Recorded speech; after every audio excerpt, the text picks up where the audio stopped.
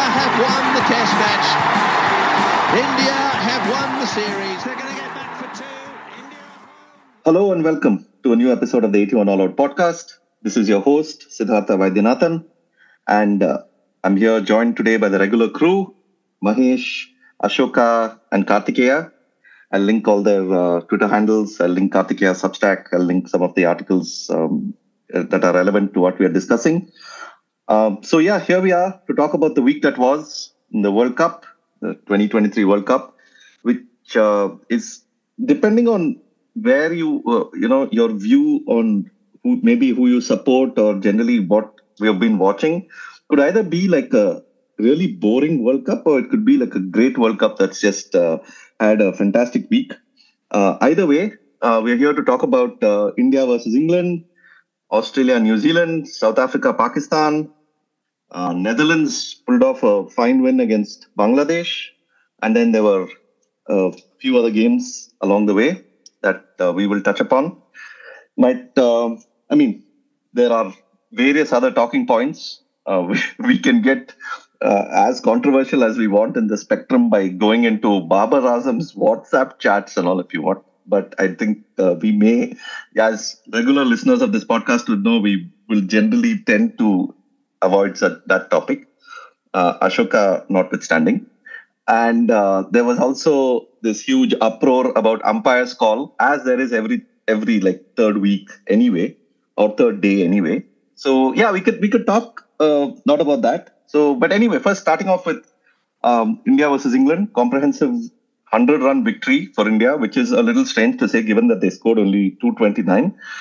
But England have been in the slump throughout the tournament. Their batting seems to cannot just recover from whatever position it is in currently. And they're trying. I mean, to be fair to them, I know that yesterday's batting performance has received a lot of flack and a lot of criticism, and people have, singled out Ben Stokes for the shot that he played and Joe Root for, missing a straight one. All that's, I get it. But I mean, I think England are still trying to be as attacking as what the team, the attacking mode that made them the team that they were, the great team that they were. But at some point of time, I think great teams eventually have that shelf life, and maybe it is the end of that, or maybe it is just one tournament where they're having this really bizarre sort of combination of factors coming together to make them bat this way. Anyway, whatever way it is, India have been awesome against all opposition. I mean, apart from New Zealand, who came a little close to, who did challenge them. But their bowling yesterday was just exceedingly good in those conditions. And, Bumrah, Shami, and this was like a test a test bowling performance for me. And to see that and seriously good fast bowling. I mean, and Shami length on that Lucknow pitch, I don't think any team can handle that at any point of time. Anyway, bringing all you guys in. Mahesh, go for it. Sorry, forgot. Great innings. Great innings. Go for it. and I'm so happy that they gave the man of the match award to him just to piss off Kartikeya instead of giving it to Shami or Bumrah. Yet again, a batsman got it. Usually, I'm on KD's side, but if the batsman happens to be Rohit, I have a lot of time for it, especially given the rich vein of form that he's been in. So while I was watching the match, like it's become like a reasonably routine thing nowadays, right? Like, I mean, KD kind of highlighted this difference quite beautifully in one of the earlier episodes, that there are instinctive batsmen and there are problem-solving batsmen. And this sort of problem-solving aspect of Rohit's batting comes out every time, we play on a tricky pitch, right? One, he's able to assess the nature of the pitch pretty early. And essentially on a pitch like this, it happened in the Chennai test as well against England when we played during COVID. The moment he senses that it's going to be a tricky pitch where the ball is not coming onto the bat, he tries to sort of front load as much of it as possible and score against the Pacers. And not just that, he works out a range of shots that he thinks is ideal for this kind of wicket, and he goes on to play it. Like, even though he hasn't been playing all those shots in the previous matches, he has the confidence to go for it, and he executes it so well, right? So I enjoyed watching the Rohit innings immensely. I was a bit surprised at the fact that the Indian batsmen kept on like trying to score boundaries, like even low percentage boundaries, because I don't know. I think in their mind they had a very high power score for that wicket, which I thought was perhaps a little too ambitious, and they might pay the price for it. Thankfully, Surya Kumar Yadav's innings kind of ensured that they didn't pay too heavy a price on that. But when India started bowling, right, in fact, it looked to me like the kind of match that we've seen many times, especially the day-night match. Day-night matches where the wicket is not like conducive for stroke play in the first half. And because of the fact that the ball tends to skid under the lights and come faster, that doesn't seem to have the same effect on the team batting second. So, given the kind of start that England had, I thought it's one of those unlucky matches for India. Like, losing the toss, batting first on a pitch like that, and then bowling under lights was proving to be their undoing. And then Shami even surpassed Bumrah. Like after that Bumrah spell, I thought, this is peak. And then Shami's is a true spell, right? Like it was really a spell. He was in a spell. We were caught in a spell, right? It was that Shami length and the Shami pace, and there's a certain rhythm that Shami has when he's bowling well, where we are all in on the act. I mentioned this last time. I mentioned about Bumrah. Actually, now I have to add Shami as well. I'm not sure if when I mentioned that Shami was probably not playing that match. I can be completely non-partisan about being, I'm a partisan Rohit fan, but I can be completely non-partisan about being an India fan these days. But when I see two fast bowlers bowling like that, I can't help but just enjoy it immensely as an Indian cricket fan. Yeah, Shami, you're right. There's a sort of that rhythmic nature to a Shami spell, right? Like he's the way he runs in, it's almost like as he's running in itself. And I think I've mentioned this before on the podcast. It's a very Ambrosian kind of feel. Like when Curtly Ambrose used to run in a certain way, right? You knew, oh shit, this is going to be such a bad day for the batting team. He's in such great form. And I don't know, Shami, that rhythmic nature of his comes through so well when he's at peak form. There is no way that you can face Mohammad Shami on that. The seam coming out beautifully, the length just exactly as he wants to. And it's the skid, right? Jasprit Bumrah actually, and Bumrah has been giving some great post-match quotes. Even after Pakistan, he corrected the commentator, right? About that reverse swing when they were talking about it cutting, when it was actually, he was talking about reverse swing. In this game, he made like a terrific, he spoke for probably a brief time. But in that period also, he's like, number one, he said, under lights, generally it is good for swing bowling. And so I was trying to see how much swing there was, but quickly realized that there wasn't that much. So I switched to seam. And he talks about it as if it's like a video game, like he's just shifting the joystick, right? Okay, swing not working that much, go to seam. I'm like, what is this guy? That guy is insane, dude. That guy is like a serious, I think something is wrong with that guy. Like he just casually says, I just watched TV, how these guys bowled, like Wasim Akram bowled and all that. And I picked up on stuff.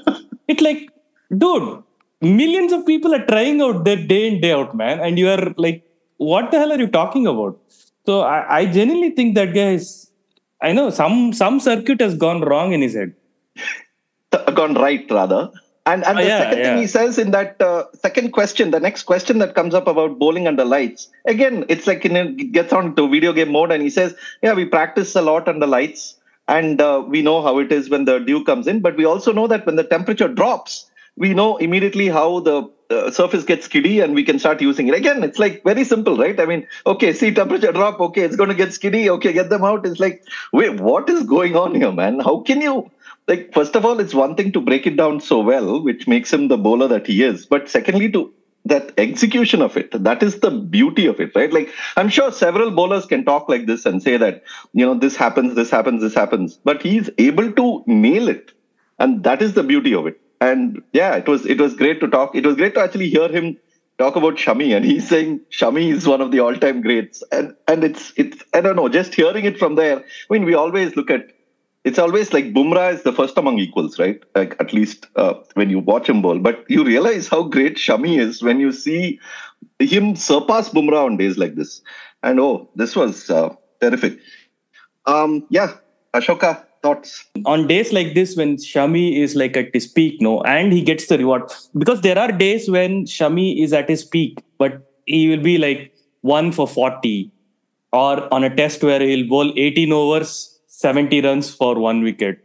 And the scoreboard will not show how many times he has beaten the bat, how many times he has bowled like absolute beautiful balls that would have missed the stump by like a millimeter. Those days too, Shami is like a superstar, but I'm really happy that like he got 5 wickets in the last match and 4 in this match. Because I think he's one of the most aesthetically pleasing bowlers to watch. I mean, Bumrah has this, slightly bizarre action and bizarre angles that is tough for the batsman to comprehend. With Shami, it's very easy to comprehend. I mean, he runs up straight and he bowls it with seam up, and that's all. That's all you have to comprehend. But from that seam, what that ball will do at that pace, it's left to you and your maker. I mean, you have to deal with that ball now. So he's like kind of the opposite of Bumrah in what he does. There is very little, mystery, if you would want to call it, with Shami. But the things that he does it so well and does it so perfectly. I mean, it's amazing, dude. And he's been doing this for years now. And these guys, I mean, it's the testament of Indian team's strength that Shami has been sitting on the bench for 3-4 matches. And he just got in because of injury to Hardik. Otherwise, I don't think he would have played this World Cup one. If Hardik was fit all 9 matches, they would have just gone with Shardul or Ashwin as the pitch warranted, and then the World Cup would have been over. Because of some freak injury to Hardik, we are now seeing Shami, and Shami is showing, boss, I am actually an all-time great bowler. And you people have been treating me like some reserve guy to be sitting, running here and there with drinks and whatnot. Because one guy is not even in the squad. I was imagining Umesh bowling on this pitch yesterday. He's not even in the squad. But Umesh too, man. Umesh too would have done. This was an Umesh Shami demolition pitch. Yeah. I mean, as far as I saw it. But that shows, that shows that. What has happened in the last 10 years is that Indian pacers have gotten like the hang of Indian pitches to an extent where it is not just the spinners anymore who dominate on Indian pitches. No, in fact, now it's becoming like go to India. The captains go to the pacers first to see and if they can wreck 11 before even turning to spinners. And that is the kind of transition that has happened in the last 10 years. Like India now is, and this is becoming a specialized category also, Indian pacers on Indian tracks. This necessarily does not translate into other, Indian pacers in England or South Africa or Australia or wherever. Or the other way too, like some of the great bowlers, Cummins also struggle to adjust to these conditions the way of course these guys do. Because this has become like an insane speciality, and that is being talked very less about. I'm surprised that is being talked very less about, that the knowledge that these guys have garnered over the years in bowling specifically in these conditions, and not just Indian conditions. No, even in Sri Lanka during the Asia Cup, these guys wrecked a lot of batting lineup. So I think this is India's actually, this is one thing that gives India an edge in this World Cup, that their seamers, along with their spinners, not just the spinners, but their seamers give them a lot of control, not just up front, but also like between 11 to 40. That I think makes India kind of, a very, very hard team to beat in this World Cup. Yes. Kartikeya, starting off with your preview on the game. Sorry, it was a good preview. It was all Mohammad Shami's fault that it turned out wrong. Well, hey, hello, wait, I read that preview. You told me, see, this is what happened, okay? First of all, I said this guy said England are going to give India a hard time. Then I said, Ganta they will give because this is a Lucknow pitch. England are not going to do anything. Then this guy said, I wrote a preview about it. Go and read. I said, yes, I will read it because I have subscribed to this guy's Substack. So I get mail. So I have no choice but to read it. It just pops up in my email. I read it and I said, fair enough. This guy is saying something. There must be some value to this. And at that point in time, India were like 230 or whatever, 229 for something in 50 overs. I thought, okay, for the first time in his life, I think maybe KD will make some sense. Then I'm seeing the response. I'm like, dude, what is wrong with me, first of all, that I'm listening to this guy? I was right as usual. I was always right. I'm always right about this. Also, Ashoka, just as a tangent, the number of times you're using Ganta these days, I think you're listening too much to those Pakistani YouTubers, Ifi and Wase. Gante ka king. Gante ka king. I have a moral obligation here to inform our viewers that I have found two cricketing gods. I have changed my religion. I will only listen to cricket if these two guys talk cricket. Like, this is now I have my four gods that I have assembled if I want to read something about cricket, I'll go to Mufa and Johns. If I want to listen to something on cricket, I'll listen to Wase and Ifi. My audio and video and text needs of cricket commentary has been covered. The entire spectrum is now full. And four horsemen of the apocalypse.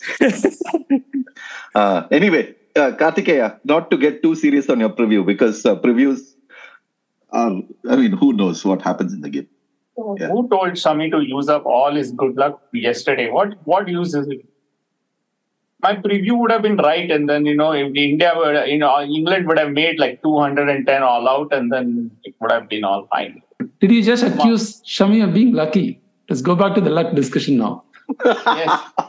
Using up all his luck, as it is, he has limited luck, poor fellow. And he's using it up against England.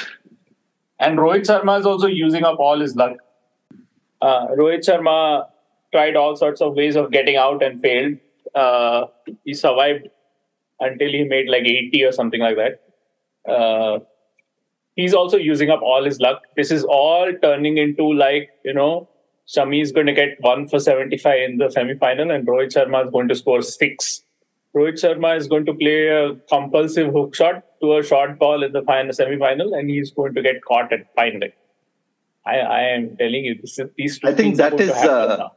I think you're talking about Shreyas Iyer, but anyway, move on. No. Shreyas Iyer will not agree to fine leg. It will be like I know. Shreyas Iyer's hook shot is not going to go to the boundary line. Okay.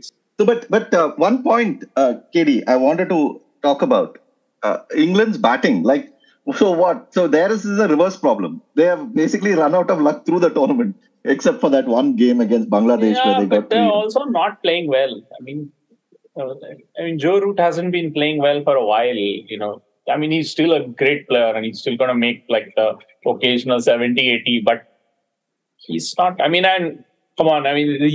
This invariably happens. No, when you're not like in your best form, then first ball from Jasprit Bumrah, you get a searing in dipper and you fall over a little bit. That's that. And someone who said that Joe Root missed a straight one? He didn't miss a straight one. It was not a straight one. That's what you'll find in many of the English media coverage of it. It's not a straight one. He's not an idiot. He didn't miss a straight one. It seemed in, man. It moved in off the pitch and also in the air. That's why he fell over. And then, and I think it's okay. Even Stokes, if you miss a straight one, I don't think it makes you a bad batter anyway. Some people miss straight ones. First ball from Bumrah with that pace, the ball is killing. Even a straight one is absolutely excusable. Yeah, but it was not. No, I would not. No problem if it had been a straight one, but it wasn't. It was fairly classic bowling. You get a new batsman, first ball, you want to make him play, and Bumrah did that. It was like textbook fast bowling, like with the new ball. And Jasprit Bumrah's in dipper is a damn good in dipper. It's fast. It's on a very, very good length. When they're bowling well, when Bumrah and Shami are bowling well now, their mastery of length is just something to behold. Like Bumrah bowled like a perfect Yorker to end the innings yesterday. It literally hit the base of off stump. or at the base of middle stump. It was not one of those, Yorkers, which is like a half volley, but which is called a Yorker. He didn't miss the Yorker by 3 feet. It was not like that. He nailed it. You know what the problem with that guy is? You ask him how you're nailing everything, he'll say, "No, I was watching Cartoon Network the other day. I saw SpongeBob SquarePants or something. And then I got the idea from there. And then I started implementing." Like he's a crazy dude. He's insane. I have a solution to this problem. I do not listen to any interviews by anybody. Especially by Bumrah, you should never listen to, because you're not getting anything. Kerry, you should listen to Bumrah. Was it when Kohli had resigned from captaincy or something, and he was asked who should captain? He said it doesn't matter. We know what to do. We've been here for a while. I know how to bowl, and batters know how to bat. You should listen to him. I think he's also like Dhoni. He's also figured out that anyway. See, we have to give these guys some little, distract them a bit also with all these little analogies, this, that, and all. So then they're happy. Then they're like, okay, we've got that funny anecdote. So I think he's figured that out also. But he's always said that. You remember there was a lovely interview of him by Ian Bishop and Sean Pollock for the ICC YouTube channel or something a few years back, in which he talks about it. He talks about it in quite a bit of detail about how he modeled his bowling after bowlers that he watched on TV. And pretty much all his first primary sort of coaching came from watching cricketers on TV. So, I mean, it's the guy is incredibly talented, and he's able to convert something that he sees like a visual sort of cue into an executable craft. It's unbelievable. But the thing is, see, Mahesh, all of us have watched people on TV and tried to bowl, imitate them at our own very low level and all. But it's not that, no. There's something so much more than that he's doing, that to reduce it to this... No, that's my point. That's my point. The takeaway for me is not that you can watch TV and do that. The takeaway for me is Bumrah is so good that he can watch something on TV and convert that into something that he can execute. The underlining thing here is Bumrah's skill, See, I have a theory about why they were all trying to run down the pitch and attack yesterday. The ball is gripping in the pitch. The ball is, not like the wicket is not plumb. The ball is not just bouncing and coming straight, right? So you can't really hit anything on the rights. And you can't really deflect much either, because when the pitch is true, you can sort of, hit it from off stump to square leg or outside off stump to square leg. And this is pretty dangerous to do on this pitch. If you remember, there were one or two leading edges and whatnot happened yesterday. So all the usual scoring shots are not available to them. And you have the 5 fielders inside the ring. So they have to, from time to time, they have to take chances. And they took a lot of chances. It's just that they lost 4 wickets. Even England, they did the same thing. I mean, this David Malan was out trying to play a forcing shot on the back foot. Ben Stokes was out trying to attempt a second forcing shot in the same over after he smashed one, but he hit straight to the fielder. If we praise Indian bowling this much, and we have not even gotten to Kuldeep and Jadeja, who bowled very well yesterday, I think it is slightly unfair to ask then why the English batters did not perform. Because this answers that question, no? The Indian bowlers were very tough to get out, tough to score runs against. They didn't give much to the English batters, no? And the conditions favored them. And I mean, I don't know, man. See, even I don't know what happened to this England team. Why they have lost 5 out of the 6 matches. Probably such things happen. I can't find fault with the quality of players that they have bought. And Nasser is fair when he says that this is the same team that won you 2 World Cups. So what the hell is your problem now? Maybe it's a case of bad luck. Maybe it's a case of, tiredness, or they I had don't know. I think to some extent it's because they've been bowled out for 215, 170, 16 and 129 in 4 consecutive games now. But even then, I mean, teams go through bad runs. I mean, England, especially when you play this, high risk, approach, And then, but England, I still think England's basic problem is still with the bowling. They don't really have a bowler to whom they can throw the ball and say, "Get me a wicket," and they had that in 2019. Or Archer was getting them wickets whenever they throw in the ball, and now England don't have that. So they're never going to be in a game where the opposition has made an underpass score. So their batting is now constantly having to produce par or over par. And that they're not going to do. I mean, they've done it all year. I mean, just looking at their scores, and even in the first couple of games of this World Cup, right? I mean, they made 282 against New Zealand, 364 against Bangladesh. And after that, they've had a problem. Teams have bad runs. I mean, India had a bad run in the 2021 T20 World Cup. No, I mean, it's like you can't get a hit. No, I mean, everything you try is not working. And no, there was an interesting discussion actually on Sky about exactly this between Owen Morgan, their World Cup winning captain in 2019, of course, and then Nasser Hussain. And basically, Owen Morgan, when Ben Stokes played that, Ben Stokes played that first shot that you spoke about when he smashed it and it went straight to the fielder, right?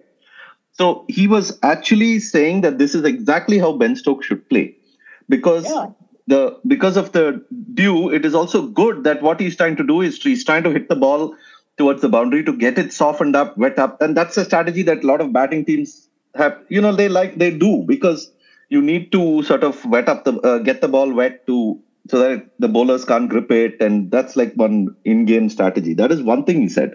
The other thing he said was very interesting is that when Nasser Hussain mentioned that you built a team which is basically attack. But he said there must be a point of time, like they did in 2019, like the final, for instance. It was not a high-scoring game. It was like a 240 game, right? So he said there are instances when even your team did know when to bide their time and when to stop attacking and when to just consolidate for a bit. But Morgan said, that's all fine when you're playing well. But when you're not, the first thing you want to do is you want to get into that sort of frame where you're thinking clearly. You're like, okay, now I'm hitting fine. So now I can consolidate. But now England are still not going past that step only. No, they are like, the moment they do something, the moment they try something, after 2-3 times, they're getting out. So where is that time in which you actually find that space to shift your gear and all that? And one of the criticisms Morgan had was that some of the batters today went against their instinct. He said Bairstow getting out, not playing an attacking shot is bad for me. Like batters getting out, playing defensive shots is actually something that I don't like. I would rather them just try and hit the ball and get out. Yeah. So it was interesting for his point of view. But it's also that, where is the... You can say, okay, wait for the bad ball, bide your time. Firstly, ball is seaming, right? So you could get a Jaffa if you wait for the bad ball. But the thing about this Indian lineup is, where is the bad ball going to come from? Who's going to give you like that half tractor every other over? The small chance of Hardik giving it to you is also gone. Yeah, that guy turned his ankle and now he's out. So you have to counter attack. You have to take a chance. This was also the thing about way back when India used to play against that very good Australia and India were pretty average. Tendulkar used to have to go after the Australian new ball bowlers because you can't let them bowl. You can't just sit and wait for them to offer you something. You have to go after them, and it was the right idea to go after Shami. Going after Shami made a lot of sense at that time, because Shami does go for runs. So Shami is as a one-day bowler, he's very much in the Mitchell Starc mold. There's no sort of in between with it. He either gets you out or he gets hammered because he's attacking all the time. So you have to fight. You have to go after him, and Sundays is not going to work. So I don't think England have a problem with their approach or with their personnel. I think England have a problem with their bowling. I mean, the thing is that the thing is that the problem England have is that the type of bowling they've got, no, it goes much further in when the conditions are like those in England or Australia than it does when the conditions are like those in India. Because I mean, Moeen and Rashid and Livingstone are not really not like. I mean, they are prone to offering a lot of bad balls. You know, they miss their length a lot between the three of them. And even they had a pretty good outing yesterday. But I mean, compared to them, then Jadeja and Kuldeep are way more accurate. And it was, I mean, it was never going to be easy for England. I mean, it's a really simple thing. Jadeja and Kuldeep are accurate, and they basically the only shot they offer, attacking shot they offer, the batsman is for the batsman to sweep from the stumps. And when the ball is turning just a little bit like it was yesterday, that's a risky thing. So. And throughout this World Cup, apart from Daryl Mitchell, I mean, nobody has managed to even hit Kuldeep. You would think Kuldeep is an option for them to hit, but he's not. He's been so good that nobody has been able to get away that thing. Also, there's another point here, which I think is important to mention, is that people said chasing 229, why are these guys playing like this? Just take 5 singles and over and you're through, take 4 singles and over and you're in the game. But with the modern rules, it doesn't work that way. With the number of fielders you have in the circle, it is a much better option to try and go after the bowling rather than trying to get 4 or 5 singles, right? I mean, it's not. They tried in the first 10 overs to nudge it here and there, and they lost 4 wickets. No, how did Malan get out? Malan didn't get out trying to hit a boundary. He tried to nudge it down, gone. Bairstow tried to nudge it down, gone.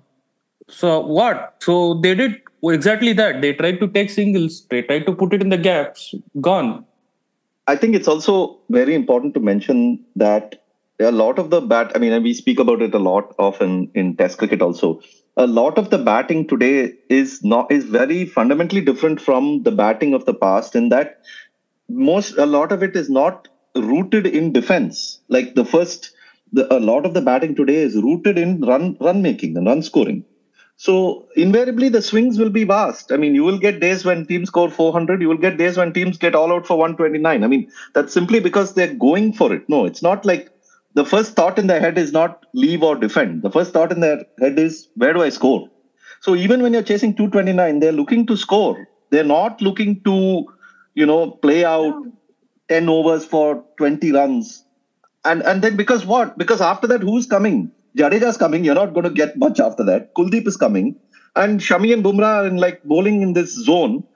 And so you have only Siraj. And even Siraj can get into a zone, as we know. So what? There's absolutely no leeway here. Yeah, but the point is also that the counter-attack is a good idea because you don't really have that many options, because of the quality of the bowling. The quality of the bowling is forcing all these sort of choices on them. Like Bangladesh, England, and Pakistan in this World Cup so far, all 3 of the teams, they have not been at their level. They have all been 5-10% below their level. Wait. I'll agree with Bangladesh. I'll not agree with Pakistan. I think Pakistan are playing at their level. This is kind of what I expected. You can say that they lost to Afghanistan, but I don't think they are playing at they are underperforming or anything. I don't know. I think Pakistan would have. I think Pakistan should have brought Abrar because they need wickets.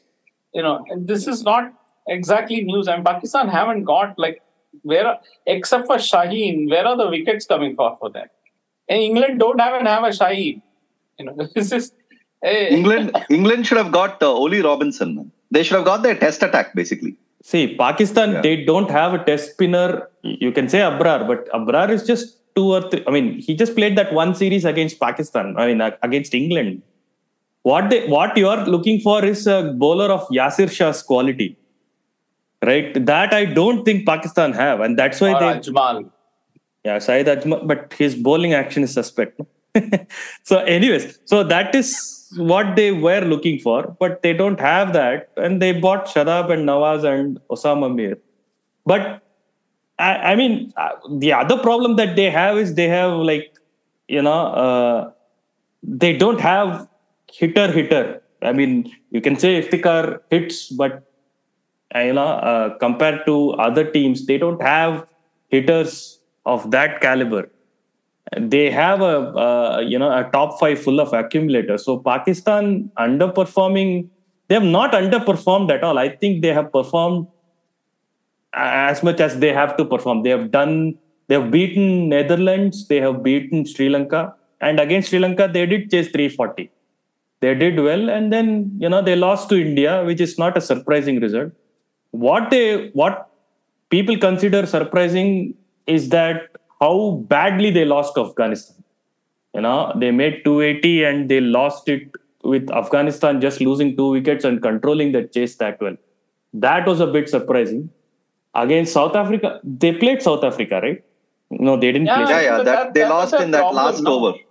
That was the problem for Pakistan against Afghanistan. They didn't even look like getting a wicket. It's not just that they didn't look like getting a wicket.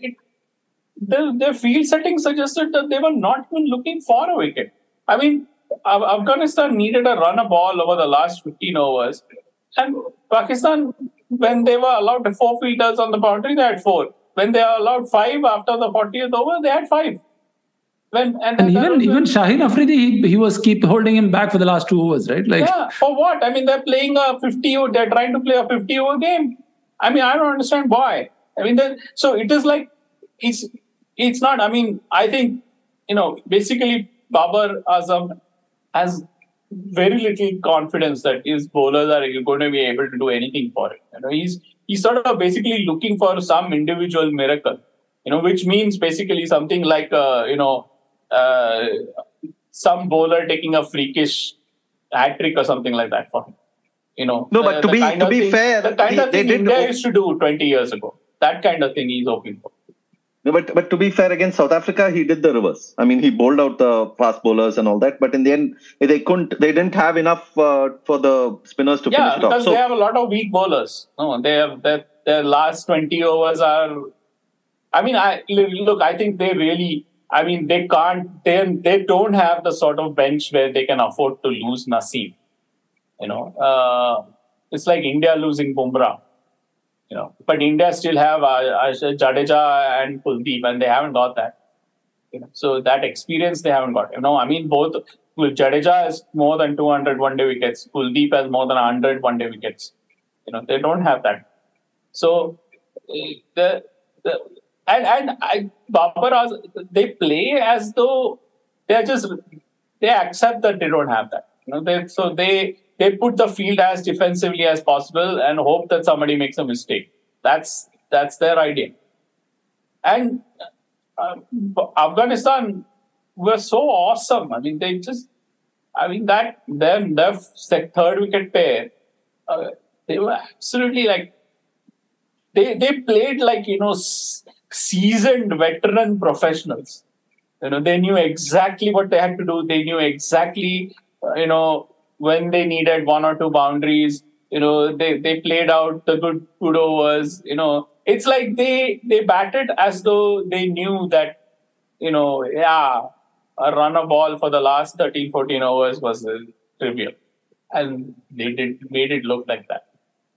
It's an interesting comparison, right? This is pretty much what people were saying England should have done against India. But that is the difference between the Indian bowling and the Pakistani bowling, because you can do that against Pakistan. You can get... I mean, that was also a better wicket. Better wicket, number one. But number two, you can get 5 and 6 and over without any sort of risk, without any issue there, whatever. Yeah. So there is a huge difference in who you're facing too. But just think about it this way. Had Afghanistan won that first game against Bangladesh in Dharamshala, and the way Bangladesh are playing, that could have easily happened, then they are serious semi-final contenders at this point. Like they would have, so... Yeah, I mean, this Sri Lanka game is by no means, if Afghanistan win it, by no means will it be an upset. No, I think now this World Cup, it's clear that there is no, like Afghanistan and Netherlands are good enough for Pretty us close. to stop using the word upset when they win. No. You can use the word India, upset. it's an upset. You can use the word upset. I mean, the team losing will be upset, but other than that, it is not an upset. Also, anybody beating India now we can turn an upset, right? This is how the team has been playing. Like, I'm sure, if Sri Lanka beats India now, I would say it's a huge upset. Yeah, sure. Anyway, so just to go back to this India point. I mean, Katie mentioned this somewhere about Hardik Pandya, and he's been talking about it quite a bit.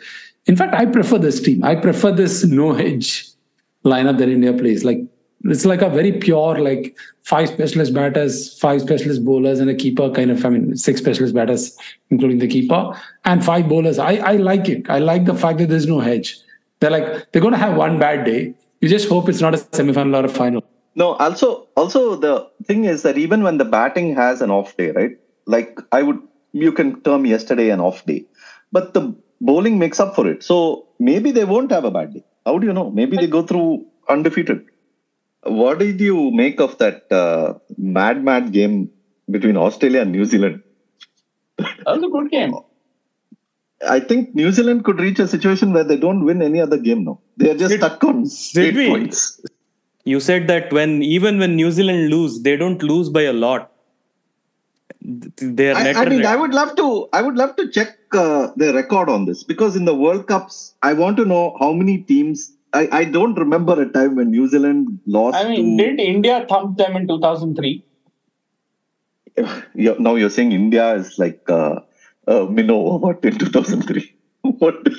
No, but you said they don't lose to anybody. Oh, no. I didn't mean that. I said number one, my first point was that they don't lose to like a Netherlands or I would like to know how many times they have lost to a team that has qualified for the World Cup, for instance. Okay, I don't want to use the word minnow. So I meant teams like lower ranked teams like minnow. that. Like, lighter okay, say sides. the bottom. Huh? MS Dhoni uses the word lighter, uses the phrase lighter sides. Of course, the MS Dhoni has figured out the correct vocabulary for these things. So lighter teams. That's a North Indian translation, man. Halka. And number 2, I want to know in the league stage, not in the knockout, in the league stage, how many times have they lost by massive margins to teams? It'll be good record, because I think New Zealand are good, man. I mean, even when they lose with respectability. There's always that. They don't get pumped like that often. But of course, I may be just going on vibes here. I'd like to check the record. But yeah, that game, I never thought that they were going to win it. But somehow they just kept being there. Nisham, then that fellow Henry, Bolt, they are also coming and hitting a little bit here, there. Pretty deep batting, I must say, actually. I always thought it was going to be close. But I thought with both Pakistan and New Zealand, when Australia made like 370 or whatever it is that they made, I thought that, the chase would be on for a long time, but in the end, Australia would survive. Yeah, I always thought Australia was going to win that match. Maybe because the wickets were falling so regularly. Yeah, and also Australia, they are really heavily dependent on Zampa to get wickets. Yeah, he's their only quality spinner. No, other than that, Maxwell and Head are part-time almost. Yeah. Maxwell is part-time. But I get the feeling that, they play Maxwell because they think he's got a lot of experience of playing in India, which he does. I mean, they have to play Maxwell anyway. What do you mean they play Maxwell? Mitchell Starc finally played a game in which he didn't get a wicket in the World Cup. Oh yeah, the streak got broken. I saw that. Yeah, 12 or 13 games. But I mean, they played like Pakistan and New Zealand on absolute roads, man. I mean that, and like David Warner is the happiest guy in all Australia right now. Because the you mean David Pushparaj, as he calls himself these days? Yeah. Yeah. No, so the thing is, what we discussed actually ended up being true, right? With Australia and New Zealand, as Ashoka had said, their schedules were very deceptive to start with, and now they are on equal points. And for all you know, I mean, Australia still have quote unquote lighter teams coming, but New Zealand don't. So yeah. And Australia play on batting surfaces. Like they play England at Ahmedabad, Afghanistan at Wankhede, and Bangladesh in Pune. So these are, batting friendly conditions. So, that is good for them. That's this World Cup schedule is generally good for them because like it's not like they are going to play a semi-final in Chennai or Lucknow. No? So I mean, yeah, both the semi-finals are. We still haven't. Eden generally tends to be a road. We saw one game at Eden, but that game is. I don't know if that Bangladesh batting is any indication of the surface that we'll get. No, I think Eden is going to be one of those last of now that Chennai's quota is over, and I think 1996 man, that is the proper analogy. Oh, it's going to spin in the second innings. Okay. Yeah, somebody is going to cry. I just hope that it ends with the crying and not the other stuff that happened at the end of that game. I know who's going to cry. It is going to spin. India is going to win. Only Ashwin fans will cry because he will not be in the 11. One thing we must mention though is that when we did the preview, right, for this World Cup, we got quite a few things right. We spoke about South Africa. We must mention how we were right. Yes, this is but we must also mention where we were wrong. And I was wrong actually. No, all of us. We really thought Bangladesh had a very good team, and for these conditions, and we thought that they may end up being semi-final contenders, but that has been so badly wrong. They have been like, I don't know what has happened to that team. I guess it's, I won't say Bangladesh conditions and Indian conditions are the same, and they haven't played in India for a long time. We qualified all that. But even then, they have looked such a shadow of the team that... They lost to England, man. They lost to England. They got hammered, by the way. Yeah, in this England went and scored 300 something against them. Probably the only time English batting came together in this World Cup. See, their batting is one thing, but their spinners also have been largely off only. It's not like they have that. Then they haven't even played three spinners in games that they could have. In Chennai, they didn't even play three spinners, man, on a pitch that was helping. So yeah, we were talking about Bangladesh, no? Earlier on the chat, and then I don't know if it was you or Ashoka or somebody, you posted the thing about like what is Tamim not coming and not getting picked and some controversy. Yeah. Tamim and Shakib. This is becoming a pattern, no? And in all the tournaments we've seen, it's always like a pattern, no? Like when a team is not doing well, like England, like Owen Morgan says, there's something wrong. There must be a rift. 2007 India rift. No. Wait. Unlike by the way, Pakistan rift. It's like I don't understand. Like, how is it that every time a team is not playing well, it's a rift? Unlike all the other things that you mentioned, where there may be cricketing reasons, this rift was done in public because in Bangladesh they have a cricketing culture where they believe that if there is something that has to be talked inside doors, they should come out on the streets, attach 3-4 microphones, and then attach 3-4 loudspeakers to those microphones and tell the world about it. That I don't like Shakib. And then Shakib will come and say, I don't like you either. Then you should say, no, then I will not play the World Cup. Then Shakib will say, fine. Ashoka, this is not unusual, right? I mean, the Australians under war, there were a lot of people who didn't like each other. Right? Of course, man. Of course. But the point is... They made no secret of the fact that they didn't like each other. But they won. No. Fine. Here's the point. When you're winning a lot... Wait. There is a point here. In this case, Tamim not showing up for the World Cup meant that 5,000 or 6,000 runs of experience did not come into the World Cup. And Bangladesh batting is very young, man. They have Tanzid at opening for them. Imagine Tamim instead of Tanzid. They would have gotten better starts. They would have gotten 20-30 runs more, which would have mattered to them.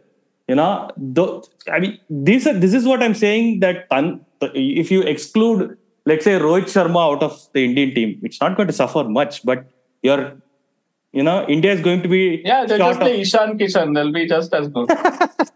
But Rohit Sharma carries with him 10,000 runs of ODI experience. No, so that makes a difference is what my point is. My point is not that, because of this rift and all that, but it is understandable that because of rifts, you lose out on players.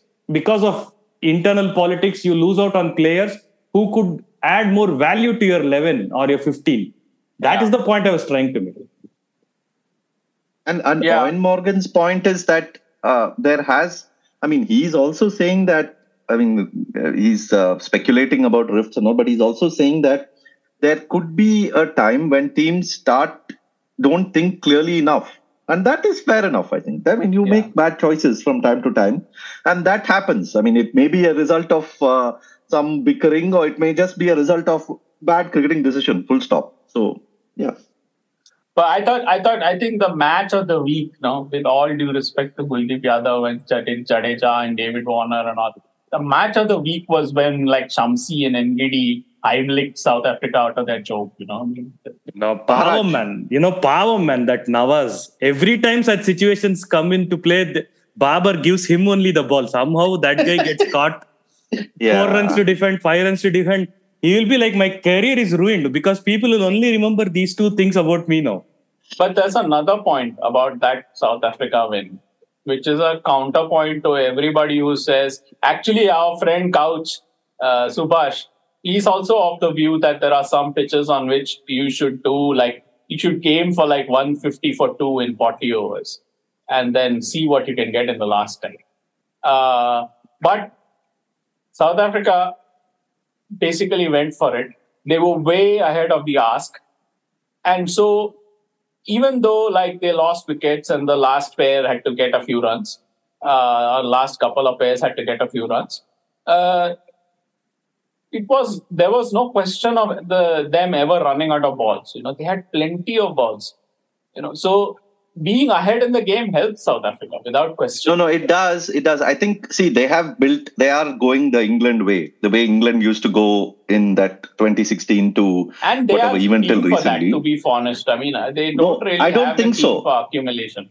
I don't think, but I think after number 7, I don't think they bat deep enough to go that way throughout. So what happens is, after Marco Jansen, and then the drop is steep. So it's not like Maharaj and Ngidi and these Rabada and all can go the same way. So that is where their sort of blip is. England had batting till 10, if you remember. Mark Wood was a hitter, no? He can make South Africa also did a second right thing, which is to leave out Rabada and play an extra spinner, which is what I think Australia should do. But sadly, Australia don't have that extra spinner. But that was Chennai, right? In Chennai, you would play the second spinner, but Australia don't play on those pitches anymore. They play mostly on roads, I think. True. Coming back to that South Africa-Pakistan match anyways, but that argument of, you accumulate and then see how much you can make in the last 10, I think that applies to Pakistan as well when they batted first. They got all out in 46 overs. They got all out with 20 more balls to spare. They've done that through the tournament. They've hardly batted 50 overs through the tournament. That's what I'm saying. You can hear Shastri, no? You have to use up the 50 Always bat 50 overs. Have to bat 50 overs. No, the point is that, they don't... See, that's the problem. So they have far too many accumulators up top. Their top 5 are all accumulators. They're not hitters. Abdullah Shafi, Imam, Babar, Rizwan, and then South Shakil. South Shakil is supposed to be a number 3 batsman, apparently. What happened to the guy who Ramiz Raja memorably referred to as fucker? That guy, I don't know, man. I don't know with these Pakistan guys, man. They either have fever or they have injuries, some unexplained injuries. But anyways, this is what is the problem with that team. That team can't score 350, 360 reliably. That team can't defend 270, 280 reliably. So you have set up a team to do nothing. Yeah, you at least set up a team to do one kind of thing in this World Cup. So like South Africa. Yeah, Pakistan is set up to do nothing. So, I think... South Africa, at least... South Africa, see, the thing is, South Africa seem to have a certain base of playing. Like they are playing in a certain way and they will play it irrespective of conditions. And of course, they will lose against Netherlands. They might have lost against Pakistan, but that's fine. No, you're still what you're doing. That the clarity is there. But the Pakistan is neither here or there. But what about that most important issue in that South Africa-Pakistan game? Umpire's call. Why are we missing out on the great point of umpire's call? Can I Singh. Yes. Can I leave this podcast? I think I'm done right now. I think you guys can talk about this very important issue of umpire's call. And I am also done. I have exhausted myself. What to say, man? Seriously, these guys keep repeating technology has to be 100%.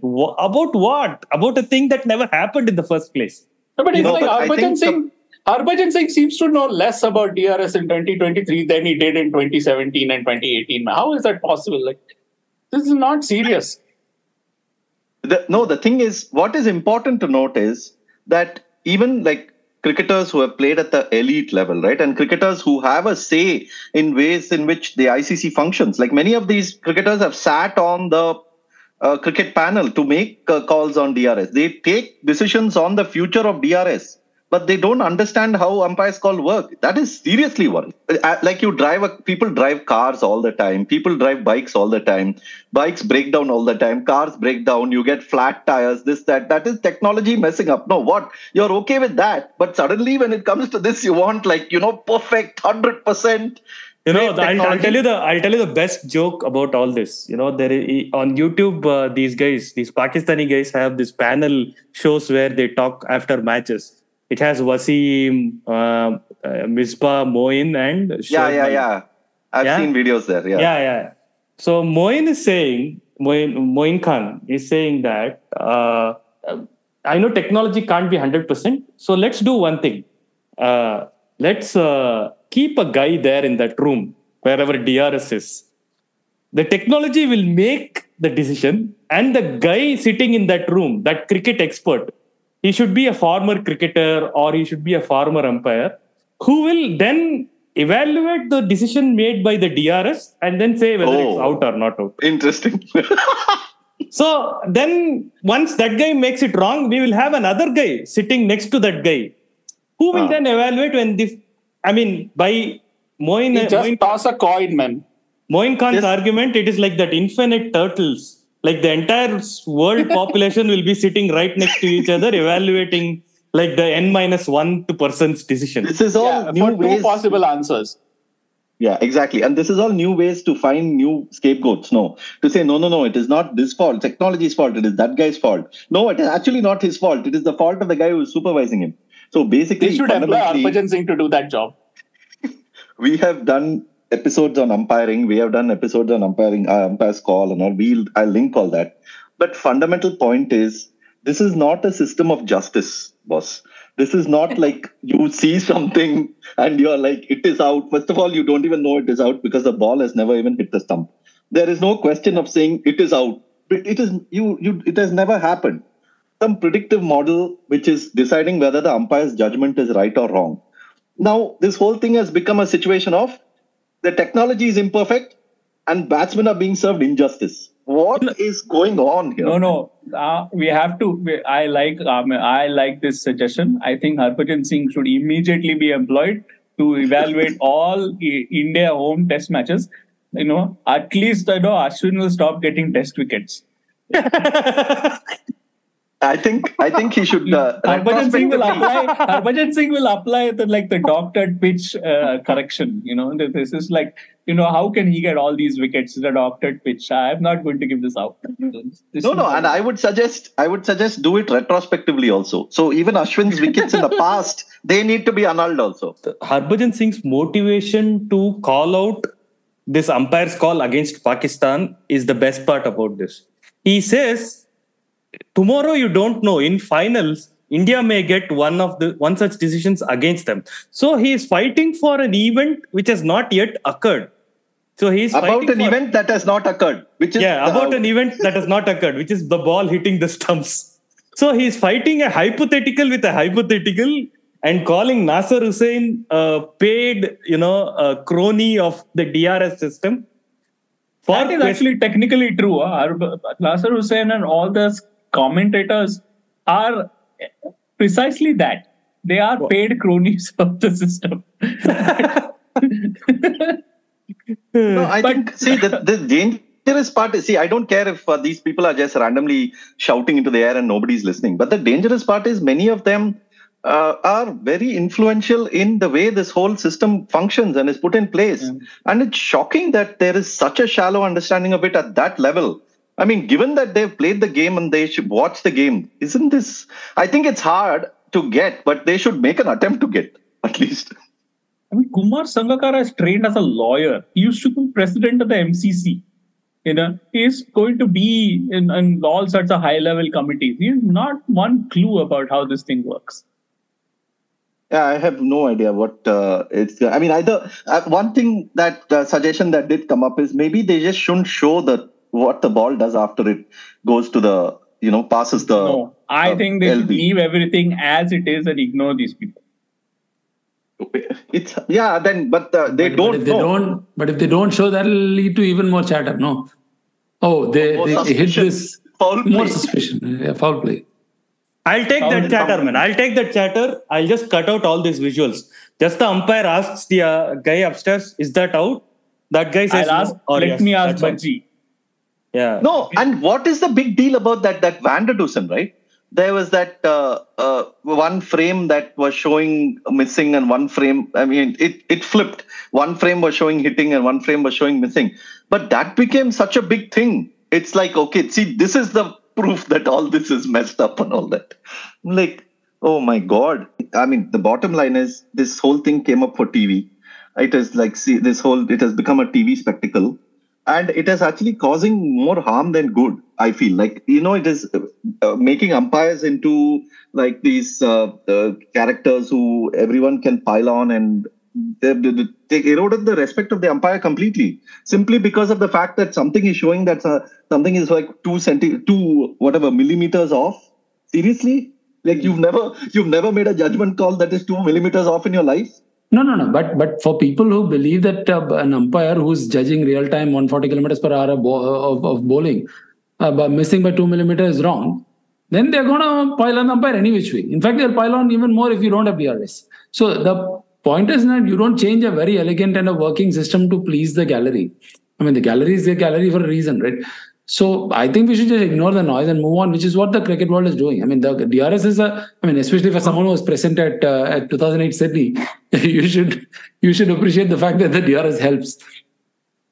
It helps. I think it helps cricket. I'm wondering if it helps the umpires anyway. Anyway, look, you don't even have to do anything about. You don't have to know anything about DRS or anything. You just have to know like simple subtraction. Okay. Let's say that in the average match, when you have 2 umpires, they make n mistakes. Okay? Then with DRS, some of them, some number k out of n, are going to get corrected.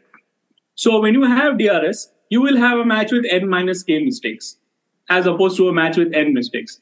It follows that the match with n minus k mistakes is less error prone than the match with n mistakes. So DRS is a good thing. You don't even need anything. You don't even need to know anything. You just need to know like what you learned in second standard, subtraction. That's all. No, that is all totally fine. I just hope that when the cricket committee is formed next, I just hope that the people on it at least understand how the system works. Otherwise, it's just going to make, you're just, you're framing a set of rules. To be fair to the cricket committee does, the whole committee system, there are a lot of people there. They employ consultants and all that. That is not like as capricious as the Harbhajan Singh screaming into a camera. Okay, it's not like that.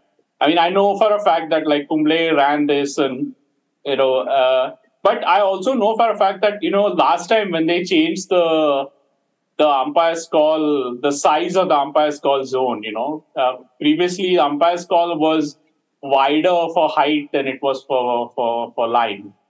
because height is harder to estimate than line in DRS, in ball tracking. And then this Tendulkar and Sangakkara and all went on a rampage three years ago and went on this thing where, just get rid of umpire's call, this, that. So the compromise that Kumble and the committee struck is that they said, okay, we will make the umpire's call equal for height and width. Now that's not a good compromise, but that's like taking one step towards a compromise and keeping everybody happy. So the umpires like Taufel and Kumble and all these people, they so far they've run things properly. Now who knows? If the next chairman of the ICC Cricket Committee is Harbhajan Singh, then anything is possible. But I think that's unlikely. Thank you, everybody. This podcast has reached territory that we have covered in other podcasts before, so I will stop at this point. 81allout.com is our website. At 81allout is our Twitter handle. You can please rate and review our podcast in whichever platform you're listening. You can also read some of the books we have republished. War Minus the Shooting by Mike Marquesi is it's a good time to read now with the World Cup here. That was about the 1996 World Cup. We also published Cricket Beyond the Bazaar by Mike Coward and The Summer Game by Gideon Hay. Thank you so much for all of you who have been contributing to Coffee, ko-fi.com/81allout. For those who haven't and would love to, it'll be great if you can chip in an amount of your choice, or you can put in a monthly renewing sort of subscription. We're really grateful for all of you who are chipping in, and makes us happy. And all your comments also make us happy. Keep them coming, and you can even slam us in whichever way you want. Just don't abuse, though, because what our website does is, if it finds some abuse, it will immediately put it to spam. So we may not even see it. So anyway, healthy civil discussions always welcome. We'll join you in about a week's time to review the current week of happenings in the World Cup. India will play 2 games by then, one against Sri Lanka and one against South Africa. Looking forward to both. And take care. Good night. India have won the series. They're going to get back for 2. India home. Lords goes wild.